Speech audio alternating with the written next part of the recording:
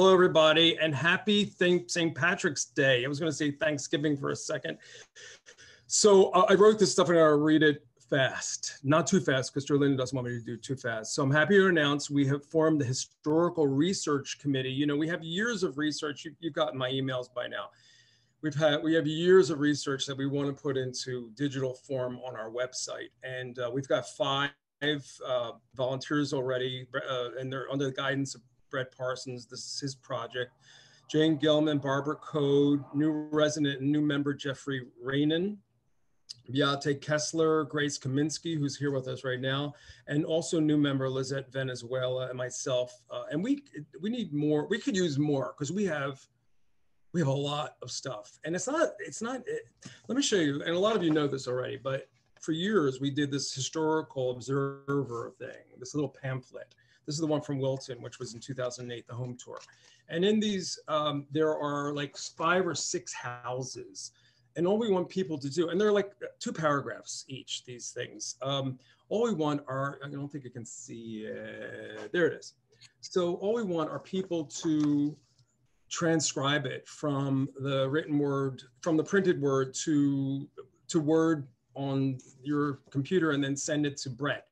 So if you're good at typing and you know, there's a history of all these houses that you might want to do, we would love you because we have 6 people already and we could use too many, because if each person does 5 houses, we can knock it all out and have these all on the website by the end of the year. It'd be terrific.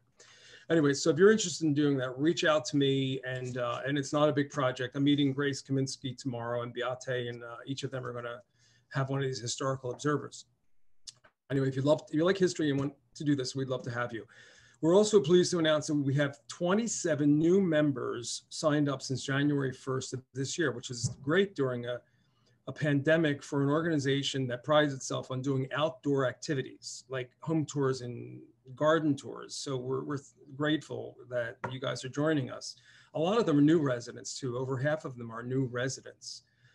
I want to thank my executive committee that doesn't get thanked enough. They're Judy Zeller, Marlene Zweig, Brian Curran, Jolynn Crofts, Fluff McLean, and Juanita Kemp. Those are great. It's a great team. All right, this and that. Before we introduce tonight's guest, there's a couple things. You know, people reach out to us all the time, not only lay people, but for instance, British Vogue reached out to us because they needed settings. People think we know everything, and we think we do too, but they think we know more. So they needed settings, British Vogue needed settings for their Oscar issue, beautiful settings. So we gave them some houses, some homeowners that they might be interested in, and they chose the Ebell, which has beautiful locations all inside. So they're using that for their Oscars issue, which should be next month. Insignia Films is doing a project on William Randolph Hearst for PBS, and they contacted us because of our connection with the late Patty Barham, who was a foreign war correspondent for Hearst during the Korean War. So we put Insignia in touch with Jim Inman, who was the husband of the late Patty Barham, and Jim Inman has a huge collection of Barham personal items on display in his basement, which used to be Harry Warner's screening room at 501 South Rossmore. And you might have seen the screening room. We did a tour of Rossmore in 2019, not in 2020, 2019, October of 2019. So next month's Zoom event will feature a retrospective of architect Paul Williams. Paul Williams was an African-American and a highly prolific architect in Beverly Hills, Brentwood, and Hancock Park. This Zoom event will feature the 3 authors of the book, Historical Society member Brett Parsons and his colleagues Mark Appleton, and former guest speaker at our Bullocks Wilshire Tea, Stephen G. Those 3 guys have done this book. This is on April 21st at 7 p.m. and yeah, it's going to be a very popular one. Now, on to tonight's guest. So, on December 22nd, 2013, the world famous Hollywood racetrack closed its doors forever. In 2014, demolition began on the landmark racetrack, effectively erasing 75 years of history, while at the same time making space for an entire new neighborhood to suddenly arise in the middle of the metropolis. Photographer Michele Asselin, who I just found out yesterday is a Windsor Square resident on Lucerne as of 2 years ago. We were just talking about this. So Michele spent every day at Hollywood Park in the last 2 weeks before it closed, photographing the buildings, the employees, and the patrons of the track. Clubhouse Turn, the Twilight of Hollywood Park racetrack, is the product of her efforts and the story of two cultures colliding in the middle of a rapidly evolving city. This book, as you know, could be purchased directly through Angel City. And there's so many beautiful images the other day. I sent it that email, and I was thrilled. So I'm so excited to see this. Michele Asselin, it's all yours.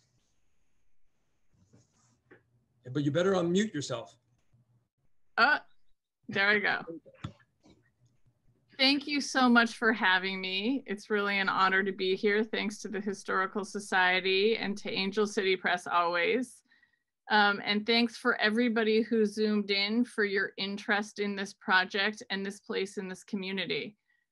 So I am going to share my screen, and I think I will disappear. Here we go. All right. So before I launch into the book project itself, I'm just going to give you a little bit of background about how I came to learn about it, and then a quick timeline of the track itself. So I learned about Hollywood Park Racetrack in my studio. At the time, I was working in Inglewood, California, and there was sort of a corner. It was an old Toyota dealership, and it had been converted into artist studios. And there were about 40 artists working there at the time. And so I rented a studio and you know, set up my work. And that's where I was showing what I was doing. And each one weekend, each fall, the city of Inglewood organizes an open studio for all of the artists in that city to sort of open their studios to the public, to the neighbors, to people of neighboring cities, to the art world, for anyone who wants to come down and sort of tour the studios of the artists in Inglewood and to see what they're doing at the time. So I decided I was going to participate in this weekend. And at the time, I had been working on 2 separate portrait series that were around the issues of domestic labor. And they were individual portraits of people on dark backdrops, shot serially, and that's what I had up on the walls. So they were up in various scales and in various clusters. And I was talking to people as they came through, and people would come through in 2s or 3s, sometimes alone, to talk about the work and what was going on sort of in the neighborhood. And all of a sudden, a large group of people came in. It was like 16 people, which was kind of notable for an event like this. And they started looking around, and we started having conversations. And then all of a sudden, sort of this circle formed. I hadn't realized that they were all from one organization. And it turned out that they were all affiliated with Hollywood Park Racetrack in some way, whether it was the current Hollywood Park Racetrack that was operating or the redevelopment efforts that I was learning about on that day. So Hollywood Park was not a place that had been on my radar really at all. I grew up in the city of Los Angeles. I had been to the Forum countless times during my high school days for various events. The Forum essentially shares a parking lot with Hollywood Park Racetrack. And my studio was less than a mile away, but my family wasn't really involved in horse racing. It wasn't something that we would do on the weekends. And so it wasn't a place that I had been. So this group started talking about this massive historic structure in Los Angeles and how it was going to be redeveloped and how it was going to be taken down in the not so distant future. So it piqued my interest, of course. And it piqued my interest for 2 main reasons. One was that I had just spent all of this time working in the studio with individuals on dark backdrops with very intentional formal lighting. And I was looking to get out of the studio. I was looking to work with natural light. I was looking to work maybe by myself in sort of a slower, more meditative pace. And I was looking to work on a different type of project and work with environments maybe instead of individuals. So it's not exactly what happened, and you'll see in the book project why. but that was one of my original ideas of why this project was going to be a very good next project for me.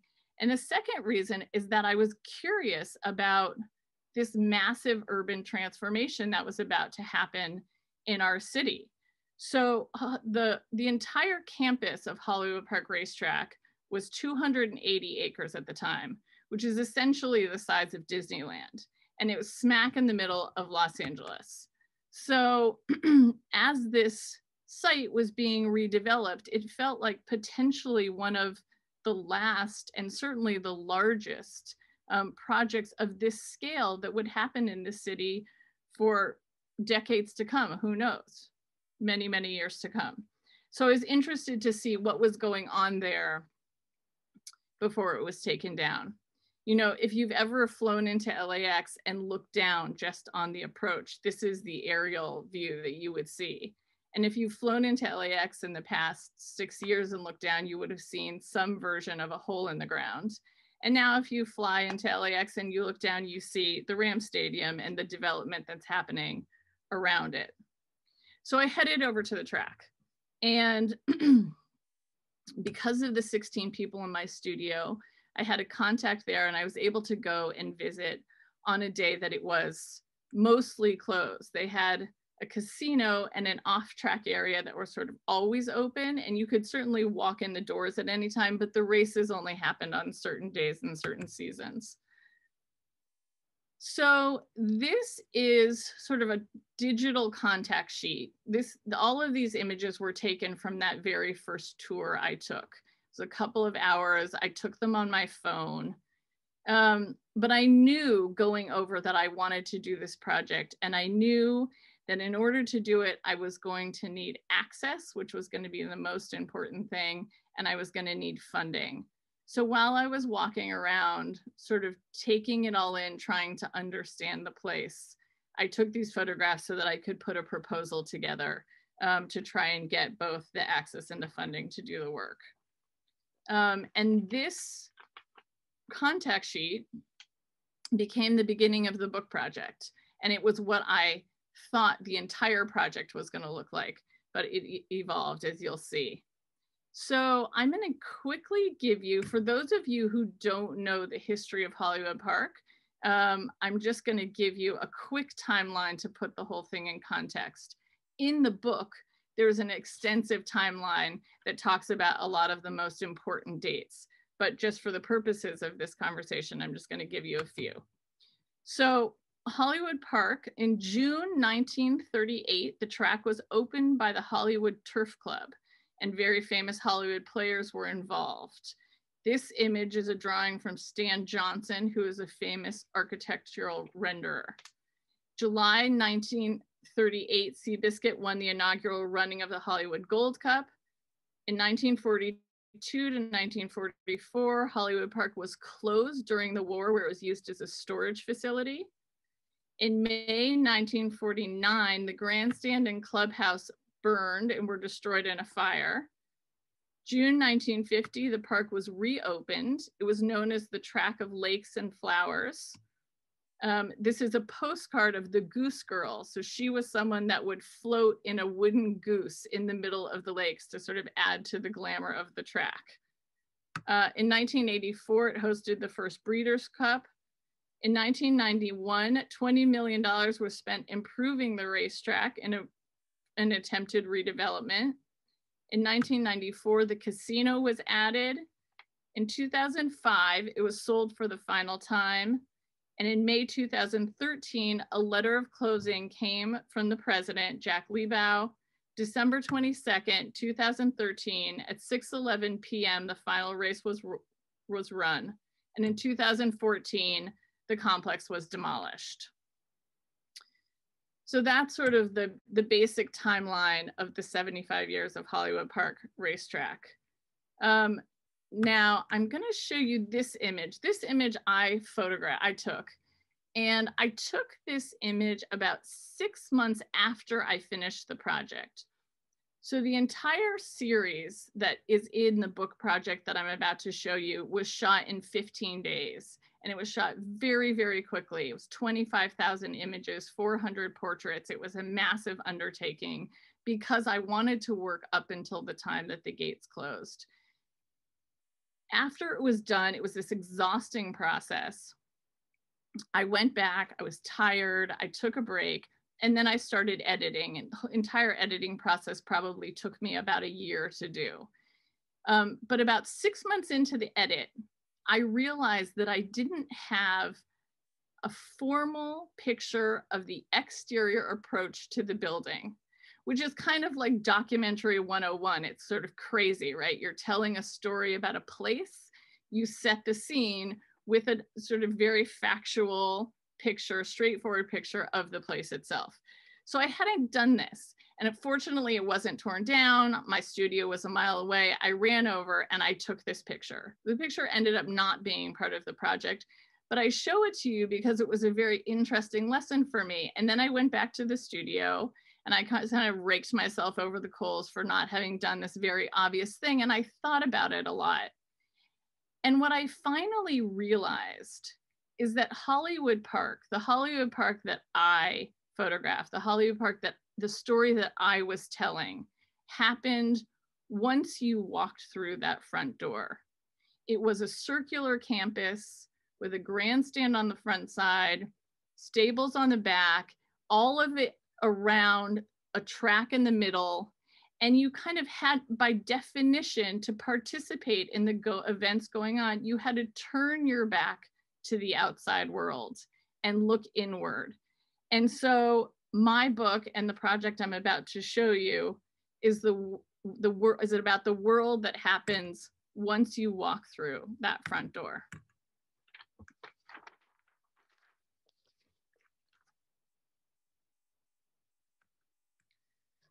On a cool and sunny Wednesday afternoon, December 2013, I pulled into a massive parking lot in Inglewood, California. My plan was to photograph Hollywood Park Racetrack before it closed forever.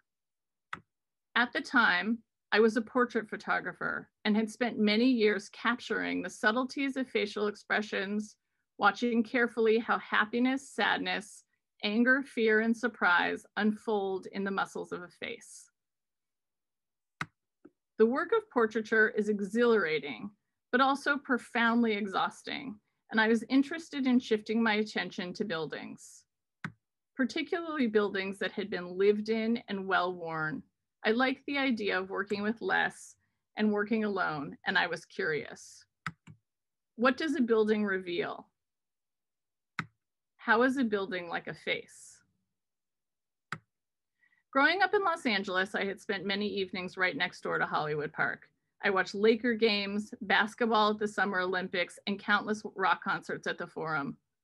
Although the neighboring track was enormous, 300 acres, the equivalent of 40 Rose Bowl stadiums, I had never paid attention until now. The central building was exactly what I'd hoped for, full of scars and personality. I knew then that Hollywood Park Racetrack was a perfect subject. The interior was designed so contradictory, it was hard to tell what era I'd landed in. The 50s, the 60s, the 80s. It was as if a dozen different aesthetics were battling each other. Limestone walls led to tartan carpets, which led to elevators with gilded dials. There were hallways painted pink, lined with cracked mirrors, and hallways painted cream with gold-flecked wallpaper. The flooring was a patterned carpet, then green and teal checkered linoleum, then concrete. The Turf Club elevator had an old-fashioned perch for the operator. Every stairway, restroom, and alcove featured a different color palette. There were framed oil paintings of horses, wall-sized murals of horses, and signage in ornate gold lettering. A mid-century beauty salon was dressed up in chrome and white vinyl, and a rustic wooden bar looked like it belonged in a Belgian alehouse.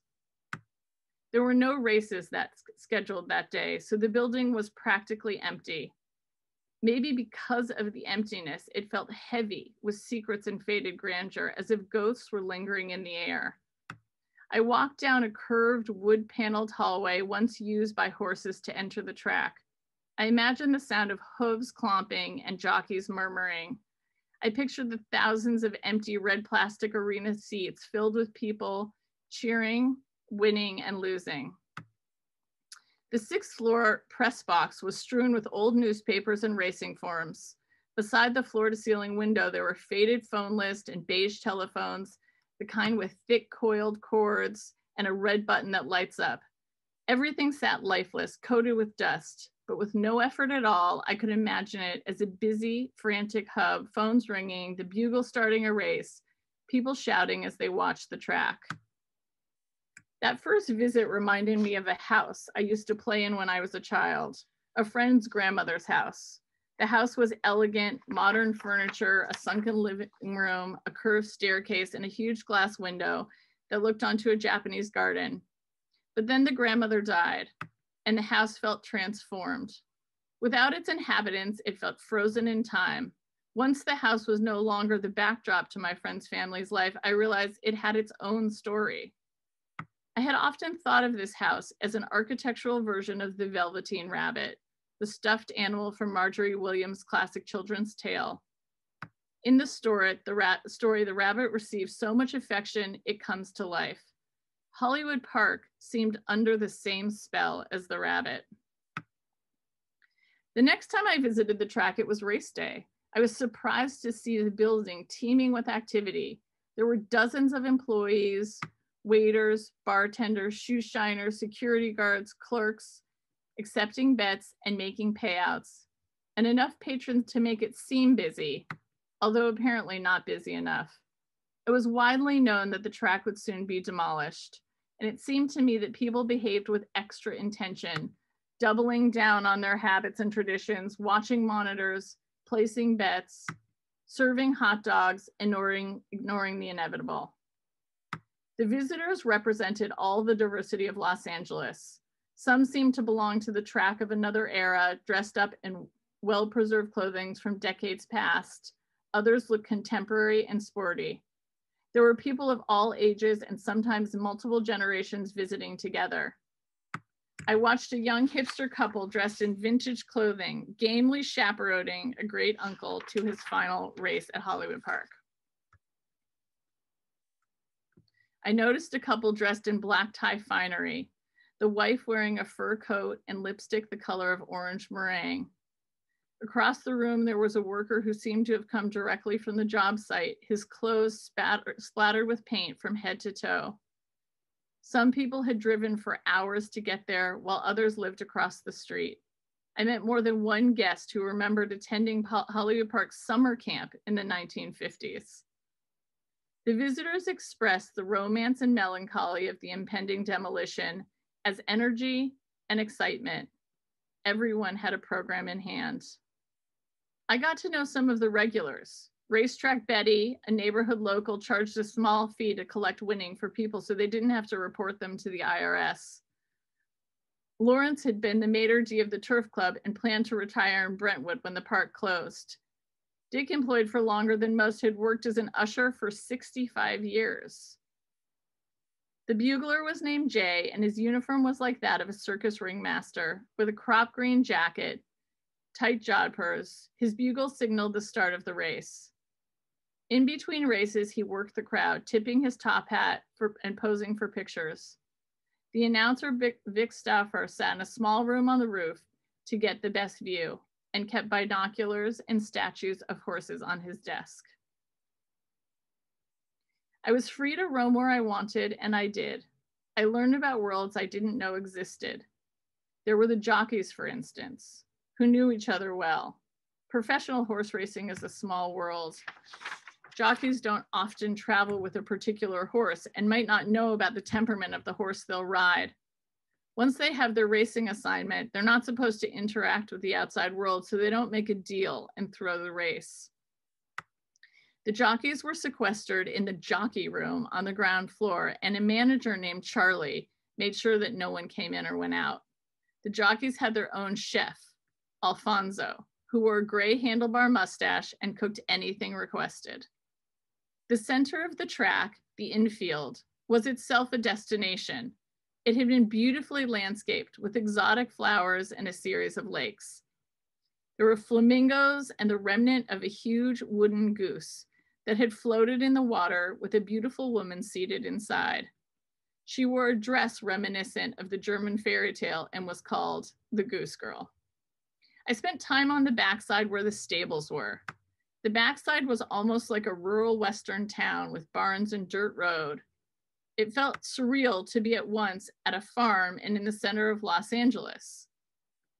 Some of the workers permanently lived in rooms above the horses, so the backside had all of the amenities necessary to sustain a small community: cafeteria, mini market, laundry room, game room. There was a veterinarian office and a lounge where visiting trainers could sleep. Everyone on the backside woke up around 4 a.m. because the horses needed to run before the grandstand opened. By 7, most were in line for breakfast. Many of the workers were from small towns in Latin America where they had learned horsemanship since childhood. The highest ranking position was the trainer, the lowest was the hot walker, who walked horses after the race until they cooled down. The owner of the cafe, Debbie, served 3 meals a day and in between drove a golf cart around peddling chips and soda. Flypaper dangled from the ceiling outside the cafe and everywhere else.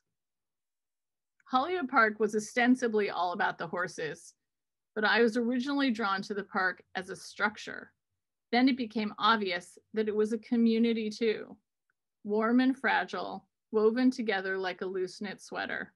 I couldn't extricate the building from the people, and I'm surprised that I ever thought I could. The resulting book of photographs contains no actual horses.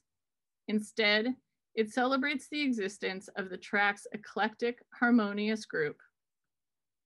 Over the course of 2 weeks, I photographed not only the interiors of the track, but also more than 400 individuals who lived and worked there or went to the races. I isolated them against a dark backdrop and asked them to pose however they liked. With each portrait sitting, I was consumed by the question of what would happen when the park closed. Where would each person go when they couldn't go to Hollywood Park? Would they be lonely? Who would have a broken heart? Was I the only one thinking like this? The crowds began to seem to me like extras in an episode of The Twilight Zone, oblivious to the impending doom. In the movie version, in my mind, I imagined someone screaming, "Don't you all realize this is ending tonight and you'll never be back here again?" The room would be quiet for one slow motion moment, a long pause, and then in real time would click back in place and people would resume placing bets, ordering hot dogs, and cheering for the fastest horse. It was almost impossible to stop taking photos, but finally, on December 22nd, 2013 at 11 p.m., my hand was forced. The crowd filed out for one last time as the loudspeakers played "At Last" and "Happy Trails." Some people were crying, some were singing, some were nonchalant. Those trying to filch a little piece of history, a sign or a doorknob, were stopped by a security guard. When the last person exited the ground, the gates were locked. The horses were loaded into trailers in the coming weeks and moved across town or to Oklahoma, New Jersey, and Kentucky. The auctioneers sifted through what was left, and then in 2014, Hollywood Park was razed. After 15 days of circling the grounds, hauling my equipment from place to place, I was 12 pounds thinner and I had hardly seen my kids. I had taken 25,000 photos. It would be a year before I finished sorting through them. I wondered what I had fixed in time. The end of something, evidence of its existence, the traces of time. I tried to keep in mind what an arborist once told me. It's okay to cut down a struggling tree as long as another is planted in its place. I hope the same is true of buildings. With this book, my aim is not to provide a historical record, but to transmit a feeling of place, of existence, of an ending. This book muses about a time that was and an inevitable foreboding future, photographed during a rare period when the past, present, and future were all equally palpable. So now I'm going to leave you with one last photograph taken a year or two after, and the voice of someone who knew Hollywood Park Racetrack much better than I. That's it. It's a lifetime thing. The beauty of the racetrack is that if variety is the spice of life, then in terms of the human race, there is no greater spice rack than the racetrack. You got guys on the in the grandstand scooping up tickets off the floor, hoping to find a winner. And you've got guys up in the director's room that are literally the wealthiest human beings on the planet Earth. I'm talking about the sheiks and the kings of Saudi Arabia, the Queen of England, you know, the biggest movie moguls, you know, just literally the richest people in the world to the poorest people in the world, and everything in between. So from the ground floor up to the 5th floor and everywhere in between, you know, you never know whether you're standing next to a multi-billionaire or you're standing next to some guy that's going through the garbage can praying that he's going to find a $5 voucher that somebody threw away, or a ticket that got dropped that is worth $4.40.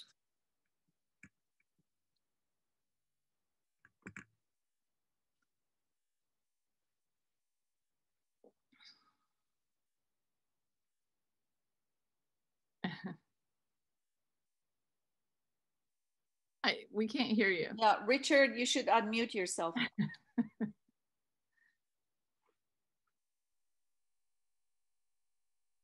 Where is he? There you go. I'm so sorry.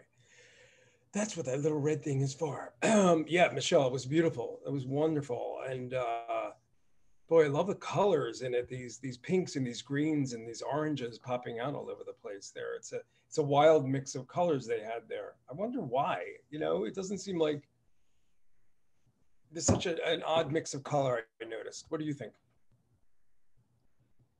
Well, I think it was built, I mean, it was such a big place, and I think it had a lot of different influences from a lot of different time periods. So those rooms, I mean, the track itself was built to hold 80,000 people. And on the end, by the time I was going there was maybe 1,000 or 2,000 on a very busy day. And so the rooms were designed over time and renovated over time and, you know, imagined over time. And so they ended up being this sort of cacophony of styles. It's kind of like the Madonna in racetrack. Yeah, maybe a little bit. A lot of mix of styles there. It's very nice. We're going to start our question and answer thing. Who's got questions for Michelle? It was very impressive, that presentation. Bob, you must have questions. Anyone who has questions? Here, I have a question. Go ahead, Marlene Swag, you're on. Yes, you're a beautiful photographer. Those pictures are marvelous. Thank you. I was wondering if there was any attempt to save the park. Did the Conservancy, for example, make an attempt to care for the past, or it was just a foregone conclusion, it wasn't making money and it had to go? So by the time I got there, I think a lot of those efforts were over. I do think that it was controversial, and I do think that there were groups that had tried to save it. You know, it was certainly the building and the structure itself was such a landmark, and it was such a beloved place, and it was really beautiful. But there was also a lot of controversy in the neighborhood about whether or not the redevelopment was going to be good or bad for the neighborhood, and how it was going to change things and what it was going to do. It's such a massive piece of land. So by the time I got there, the redevelopment was happening and those conversations had ended. So I don't know exactly who had done what at what point in time, but I am certain that there were attempts. And, you know, part of what I needed for this project, and I'm not I've never photographed a historic landmark before. My work up until this point was all portraiture, and it was people and, you know, occasionally an environment, but nothing like this. I knew that I was going to need a certain kind of access. And I think that part of the reason they let me in was because was to preserve, at least photographically, part of what was there, you know, not factually, but in feeling and understanding of place. I probably spent 30 years of my life going there at least once a week. And I was usually in the turf club, and you didn't show any pictures of the turf club. And, you know, the famous people that used to go there. Yeah, there are pictures of the turf club in the book. The turf club, the turf club was definitely one of the last places functioning, and a lot of the portraits that you saw tonight were from one of the very last races in the turf club. So the book has pictures of the turf club. This presentation, for whatever reason, doesn't. Is an edited version of a 220-page book.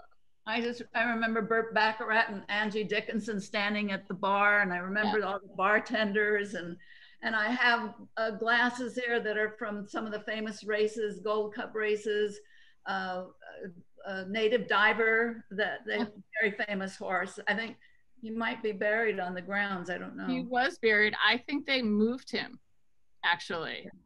He was exhumed and moved to a different track, which is what there were 3 horses buried there at the time, and I think 2 of them were moved.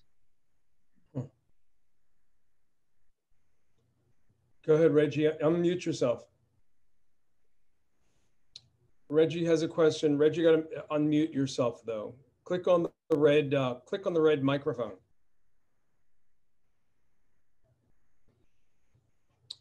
There's the red microphone, should be at the bottom of your screen. All right, do you see something that says unmute? Jolene, he's got to get there. There you go. There you go. There we go. When you met all these different people, the chef, the different jockeys, and all the different people, did they share any special stories with you? You know, the thing is ending. You could have written a book about what they talked about. Did that ever come up? Yeah, so that was one of the heartbreaking parts of this project, was that there wasn't time to do everything. I had a document, knowing that I was going to want some of these stories, and you know, the audio telling of a story is such a different experience than seeing it visually. So I hired a documentary crew that has, when we ended up with about 50 hours of interviews of people around the track. And so that last clip that I played you was the voice of someone who was a professional gambler at the track, and he had been going there forever. And that was sort of why I played it, because these voices of these people who I knew the track for 15 days, which is such a short time period, and people had been going there for 50 years. Unfortunately, in my journey through it, because I was taking photographs so rapidly, there was no way to capture every interaction and every conversation that happened. And it's too bad, because it was a moment in time where people really wanted to tell their stories, and they wanted to talk about their experience and what it meant to them. It meant so much to so many people. So we did our best with these interviews, and we have them as part of the larger documents. And they're in the book. And when you were walking the track by yourself, did you ever find a memento that you kept that was very special to you? I have a horseshoe. That's we're going to tell I have a horseshoe. We're going to tell the authorities. And about 100 decks of cards. I think I have some silverware. There's a few things that haven't, but so to your point about the voices in the book project is really about my photography, and that was, you know, what I wanted it to be. But I did go through, and we went through with the help of the editors at Angel City Press, and took these 50 hours and edited the transcripts. So they run through the book, and you can actually read some of the stories of people who were there as you're Okay, looking through. that's what I meant. So you do have it documented in writing from what you heard. Got it. Thank you. Nice. One of our members is asking, what kind of camera did you use? So I used 3 different cameras. I used a Hasselblad for most of the interiors and the architectural details, and for all of the portraits. I used a Leica to walk around and sort of move a little bit more quickly off tripod when I was just sort of exploring nooks and crannies. And then there's a whole section of the project that actually didn't make it into what I consider the body of work that was shot with a Canon, which was I shot the races and the crowds of people and the activities on the final race days. And I finally decided, I edited all of that out. I decided not to include it, but I did photograph it while I was there. Well, your photographs are really stunning. You did a great job. Thank you. You found your second career. Just want to show you, you said it opened in 1938, and this is a memory of 1938 because a lot of you saw the movie Seabiscuit, so that's right. Seabiscuit is on this. Amazing. And this was probably the most famous horse there. He was neutered, so he couldn't breed, but he won 3 races out there at the Hollywood Gold Cup. So here are the 3 dates there. So I have a few others like that. Amazing. Very nice. Who has some more questions? Tell us. Bob, you must have some questions. Bob in Hawaii.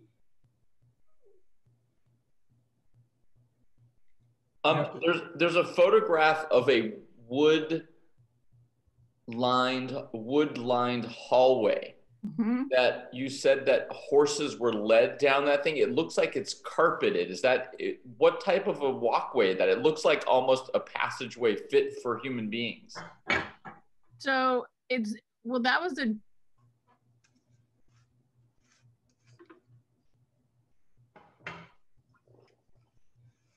Michelle, you're muted.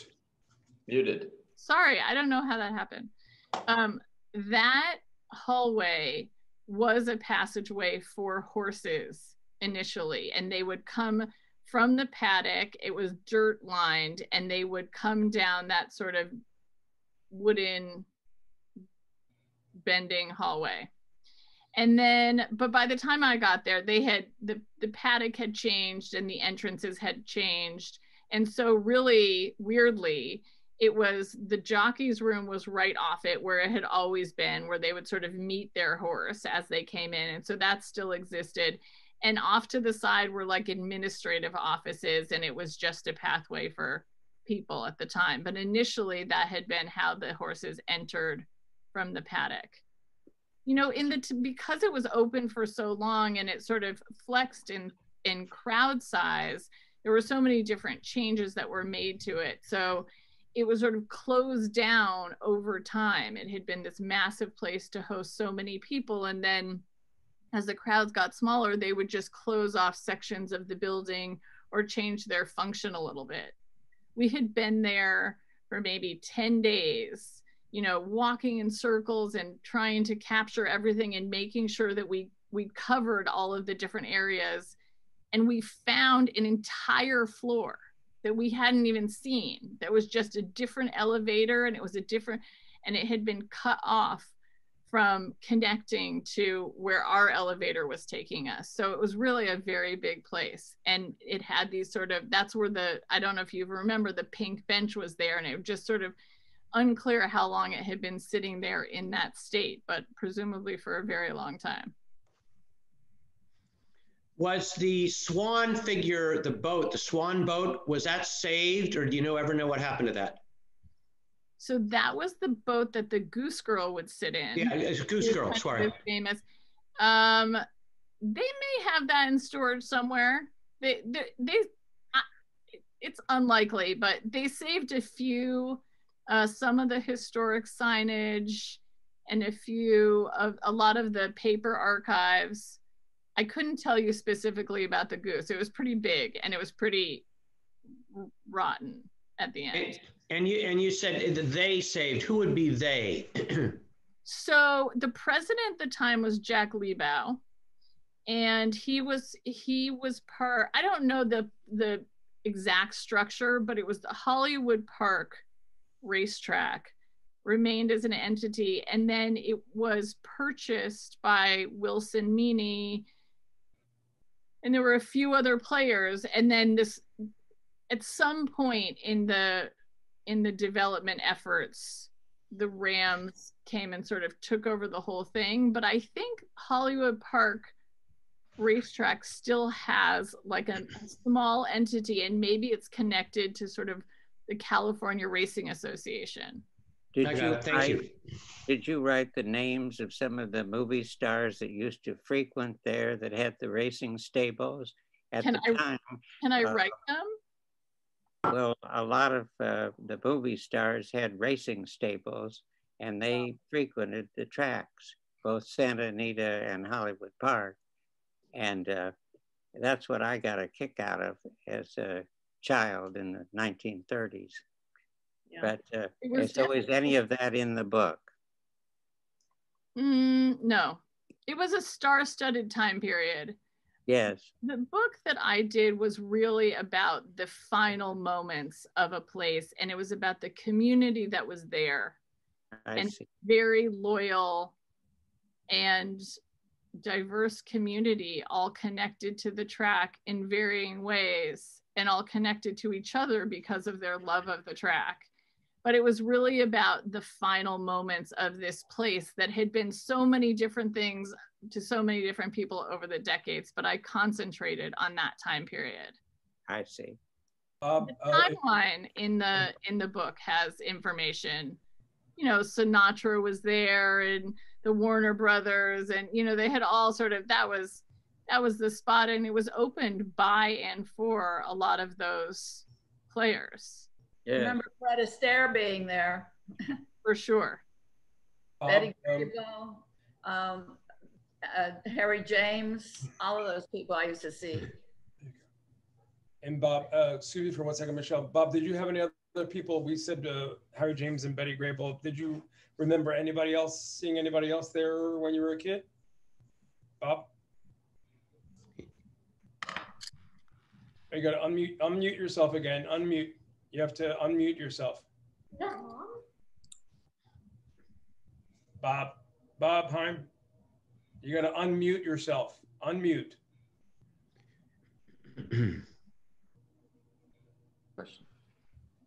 Hi, can I ask in this lull what life was like on the backside, and also what happened to the people who lived at Hollywood Park?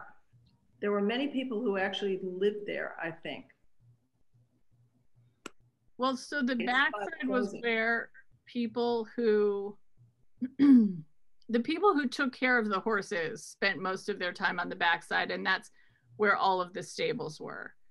And that was, you know, in the photographs, it was, they had a cafeteria, and they had a game room and a laundry room. And so some people would commute to work, and other people, they had apartments that were above the horses or next to the horses, and they were sort of dormitory style apartments.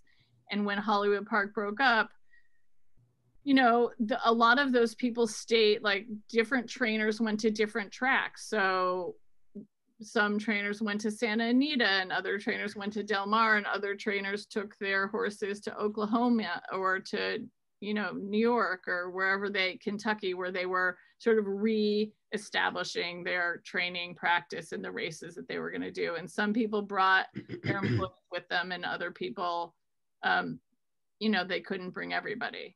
So they dispersed. I don't know how where exactly they went, but I think a lot of the people who lived on the backside would travel with the trainer, because they were employed not by Hollywood Park, they're employed by the trainers, and the trainers rent the space. Well, I wish I had captured a little bit of the glamour of it all, because that was so exciting to me as a child, to go there and see all the stars and Louis B. Mayer and all the big celebrities involved with Hollywood? It was founded by a bunch of Hollywood players. So it was founded by the Warner Brothers, by Merv Leroy, by Al Jolson, and then it had other shareholders, like it had Bing Crosby and Samuel Golden. So that there was a group of major Hollywood players that sort of founded the place for themselves, essentially. And that's how it became this sort of star-studded, very glamorous affair. Well, later on in life, I lived near Santa Anita, and that had the same thing. All those stars and celebrities all flocked to, you know, that track too. And in the neighborhood I lived in, a lot of the owners and the top jockeys all lived there. So growing up, you know, I knew the kids of these people, and it was a lot of fun. It was a tremendous time. I have such great memories of it. I think it seemed like a very, very fun time period. And, you know, and towards the end, I don't know if any of you had a chance to go there towards the end, but it was, I mean, in the last big weekend, I think there was a very sort of celebratory feel, and people really came. There was you know, people dressed up, and people who had been going there for 50, 60 years came to their final race dressed for the races the way they once had. Yes. But in other days, it wasn't glamorous, and it wasn't being utilized in that way. And it was, you know, pretty empty. So well, it I'm had going to buy your book, because there's a lady here who went as a child to the track there every year, every day when races were on. And she's bedridden now, so I'm going to get that book for her to see, because she'll enjoy it. Oh, good. I'm glad to hear that. Speaking of which, when is the book coming out, or is it out? What's the status on the book? The book is out. The book is out. Chevalier used to carry it. I don't know if they still have it. Angel City Press has it. Amazon has it. There's a link on our website on the events page where Michelle's, where we highlight today, and there's a link that you go on, and Angel City, when you purchase it, they'll ship it directly to you. Thank you. Sure. There seems to be another question on the chat line. It says, besides the new football stadium, what else is going to be on the Hollywood Park land? So because the piece of land is so huge, the football stadium doesn't take up as much of it as you might think. Mm-hmm. So I think, you know, and this has changed since I've been there. Once the massive redevelopment started, my interest in it was sort of over, but it's the football stadium. I think because they rebuilt the casino, so that entity still exists, but just in a new form. There's office buildings, I think there's hotels. I think they're building a walking street with maybe an entertainment plaza. I think they're hoping for restaurants and retail. And at some point they were going to have some housing. I don't know if that's still the case. So it's really turning into a neighborhood. Interesting. Yeah, I haven't been down there in a while, but I visited the football stadium when it was halfway built, and it was enormous. Yeah, it looks enormous. I can't wait to go. Nice to see it. Who else has questions for Michelle? Anyone? Oh yes, Jolene just put up where you can purchase the book. Anybody else have questions here? Reggie? One more. How many, you gave the size of the land was the equivalent of like 20 or 40 Rose Bowls or something? Yeah. Wow. Can you believe that? It's the size of Disneyland. It was huge. To walk around the perimeter would take an hour. Right. You mentioned a number. How many Rose Bowls was it? Was it 20 or something? 40. 40. 40 Rose Bowls could fit there, or it's the same size as Disneyland. Yes. Oh. I know. It's shocking. It had such a low profile, right? Like if you drove by it, you might not have even seen it because so much of it was parking lot, right? So the front, everything that bordered the street was huge, huge amounts of parking spaces. And then this large building, and then this massive racetrack, and then all of these stables, and then practice tracks behind the stables, and it hit right. I mean, you see the aerial view. It's just, it's a much bigger place than it looks like from the street. Got it. Thank you. Nice. This was a good presentation. Anyone else have questions? Surely Rita Baisley has some question. All right. Well, if there's no other questions, Michelle, I want to thank you for this. As I said yesterday, we found out that Michelle is also a resident of Windsor Square, and she's going to become a member of the society because we're going to send her an application tomorrow. So we really fantastic. I'll do that. Oh yeah, Marlene. Tomorrow I have her address. This is Okay. Marlene. She's head of membership.